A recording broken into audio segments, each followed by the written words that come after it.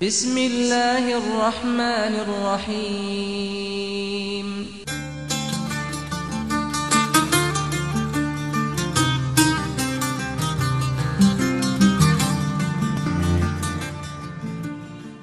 Allahumma salli ala sayyidina Muhammadin nabiyil ummi wa ala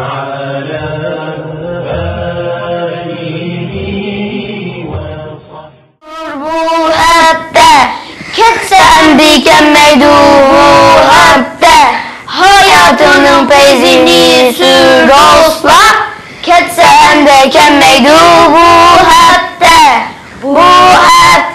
Assalamualaikum abi. Assalamualaikum gençler. Assalamualaikum. Aleykümselam. Aleykümselam. Ağınlar ne oldular? Nakşanlamadınız. Zemin nakşanlamadınız. Bu hatta diye nakşalar. Boldu anlamadım.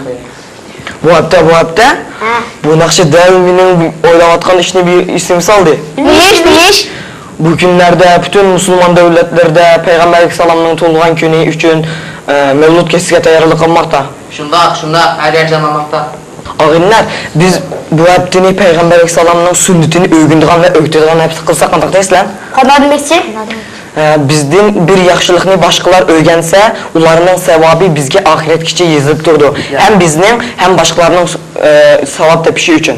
Yaxşı gel. Bunda yaxşı işte menba. Kilonlar bizden ögü verip çay işkes meselesini aldık hemse. Menla.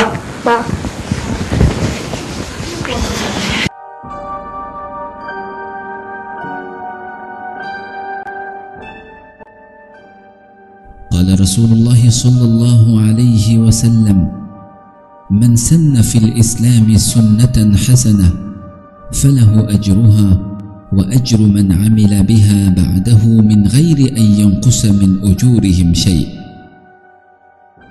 ومن سن في الإسلام سنة سيئة كان عليه وزرها ووزر من عمل بها من بعده من غير أن ينقص من أوزارهم شيء.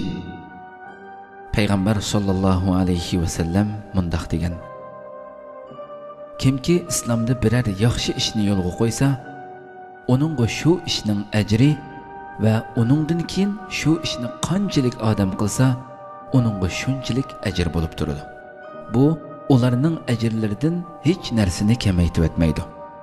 Kimki islomda biror yomon ishni boshlab bersa, uningga shu ishning gunohi va uningdan keyin shu ishni qanchalik odam qilsa, uningga shunchalik gunoh bo'lib turadi. Bu ularning gunohidan hech narsani kamaytib o'tmaydi.